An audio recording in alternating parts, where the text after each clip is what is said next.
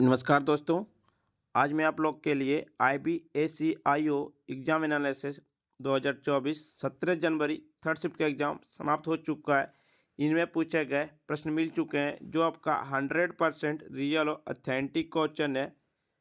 और जिन्हें इसका PDF चाहिए वो हमारे टेलीग्राम या व्हाट्सएप ग्रुप पे जुड़ सकते हैं या आप हमारे व्हाट्सएप नंबर से PDF प्रोवाइड कर सकते हैं।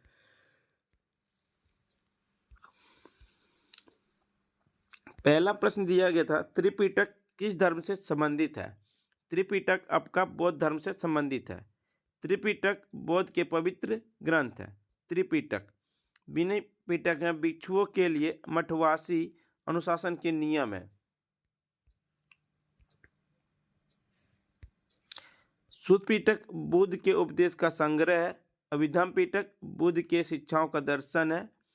मिलिंदेपनो यानी मिलिंद के प्रश्न, मिलिंद इंडो ग्रीक शासक में मेनेंडर का सम्मान और बौद्ध संत नागसेन के बीच का संवाद है। दीपवंश और महावंश श्रीलंका के महान इतिहास है। बौद्ध धर्म विश्व का चौथा सबसे बड़ा धर्म है। इसके अनुयायी बौद्ध धर्म कहलाते हैं। बौद्ध परंपराओं में दुख पर काबू पाने और निर्माण ज्ञानोदय को प्राप्ति का लक्ष्य है।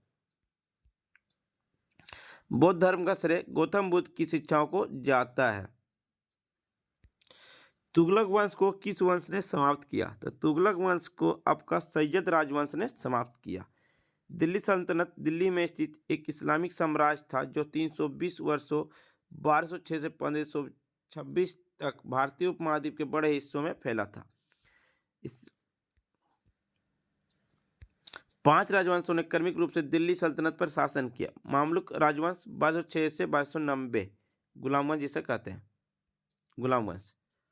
खिलजी राजवंश 1290 से 1320, तुगलक राजवंश 1320 से 1414, सैयद राजवंश 1414 से 1451, लोधी राजवंश 1451 से 1526 में सैयद राजवंश दिल्ली सल्तनत का चौथा राजवंश था जिसके 1414 से 1451 तक 4 शासक थे। मुल्तान के एक पूर्व गवर्नर खिज खान के द्वारा 1414 में स्थापित उन्होंने तुगलक राजवंश को शुरू किया और सल्तनत पर शासन किया था। उसको 1451 में लोधी राजवंश के द्वारा विस्थापित किया गया।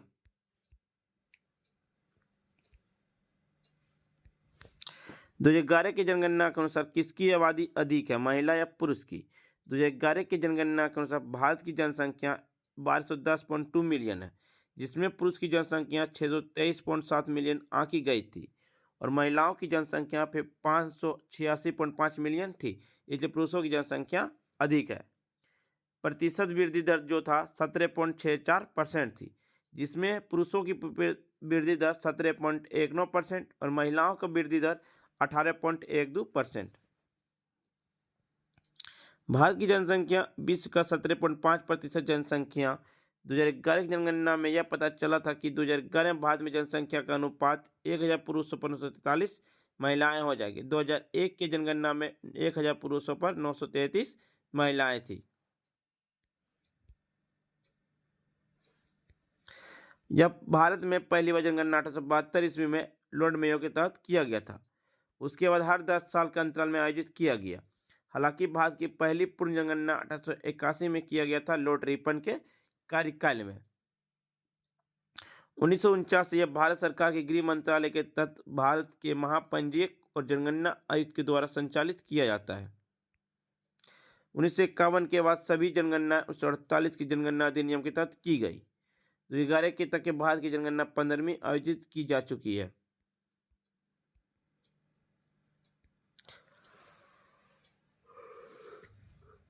भारत में क्रोमाकाइट का सबसे बड़ा लगभग एकमात्र उत्पादक राज्य कौन सा है? उड़ीसा है। उड़ीसा देश में क्रोमाइट के कुल उत्पादन में लगभग 90% योगदान देता है। इसका उपयोग डाई सोडियम के उत्पादन के लिए किया जाता है जो स्टेनलेस स्टील के उत्पादन के लिए आवश्यक है।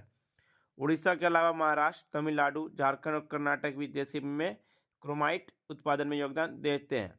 कर्नाटक क्रोमाइट का दूसरा सबसे बड़ा उत्पादक राज्य है। एक पूछा गया संविधान बन के तैयार कब हुआ? संविधान बन के तैयार आपका 26 नवंबर 1949 को हुआ था, बन के तैयार हो गया था। भारत के राष्ट्रीय गान 24 जनवरी 1950 को अपनाया गया था। संविधान कब अपनाया गया? 26 नवंबर 1950 को पूरे भारत में लागू कर दिया गया था। 26 नवंबर को संविधान दिवस के रूप में घोषित करने का निर्णय लिया गया। भारत के राष्ट्रीय ध्वज को 22 जुलाई 1947 को अपनाया गया। भारत का संविधान 26 नवंबर 1949 को अपनाया गया था। ध्वज की चौड़ाई और लंबाई का अनुपात 2:3 है। राष्ट्रीय ध्वज में 24 तीलियां होती। भारत का संविधान केवल एक नागरिकता अर्थात भारतीय नागरिकता प्रदान करता है। हालांकि यह प्राकृतिक में संघीय और इसमें दोहरा भी जोड़ा गया है। मसौदा समिति के अध्यक्ष B.R. अम्बेडकर को व्यापक रूप से इसका मुख्य वास्तुकार माना जाता है। मसौदा समिति में 7 सदस्य अलादी कृष्ण स्वामी Iyer, N. Gopal Swami, B.R. Ambedkar, K.M. Munshi, Mohammad Sadulla, B.L. मित्तर और D.P. खैतान। 5वीं पंचवर्षीय योजना में किस क्षेत्र में बढ़ावा दिया गया? तो 5वीं पंचवर्षीय योजना में उसमें भारत के प्रधानमंत्री इंदिरा गांधी ने गरीबी हटाओ को नारा दिया था। 5वीं पंचवर्षीय योजना में यह बेहतर जीवन के लिए गरीबी उड्डयन रोजगार सृजन के उद्देश्य से दिया गया था। गरीबी उन्मूलन की प्रतिबद्धता के बाद इंदिरा गांधी ने 20 सूत्रीय कार्यक्रम को तैयार किया और 5वीं पंचवर्षीय योजना 1974 से 1979 तक अवधि के लिए तैयार किया गया था। मैग्नस कार्लसन ने आर प्रज्ञानंद को किस खेल में हराया? तो चेस वर्ल्ड कप में हराया गया था। भारत के युवा ग्रैंड मास्टर आर प्रज्ञानंद को मैग्नस कार्लसन ने चेस वर्ल्ड कप में हरा दिया। जोजिला दर्रा कहाँ स्थित है? जम्मू और कश्मीर है। जोजिला हिमालय पर्वत श्रृंखला के पश्चिमी भाग में श्रीनगर और लेह के बीच जम्मू और कश्मीर में भारतीय राष्ट्रीय राजमार्ग 1D पर स्थित है। भारत की ऊंचा पर्वत दर्रा श्रीनगर लेह राष्ट्रीय राजमार्ग को फोटुला के बाद यह दूसरा सबसे ऊंचा दर्रा है।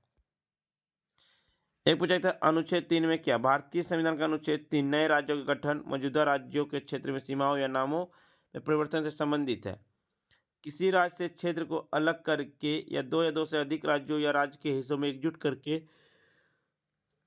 या किसी राज्य के हिस्सा का किसी क्षेत्र में एकजुट करके एक नया राज्य बनाना। किसी भी राज्य का क्षेत्रफल बढ़ाए, किसी राज्य का क्षेत्रफल कम करना, किसी भी राज्य का सीमा बदलना, किसी राज्य का नाम बदलना यह अनुच्छेद 3 में किया जाएगा। फ्रेंड्स, वीडियो पसंद आए तो लाइक शेयर सब्सक्राइब जरूर करें। जिन्हें इसका PDF चाहिए हुआ हम टेलीग्राम या व्हाट्सएप ग्रुप पे जुड़ सकते हैं। डिस्क्रिप्शन में लिंक दे दिया गया। तब तक के लिए धन्यवाद फ्रेंड्स।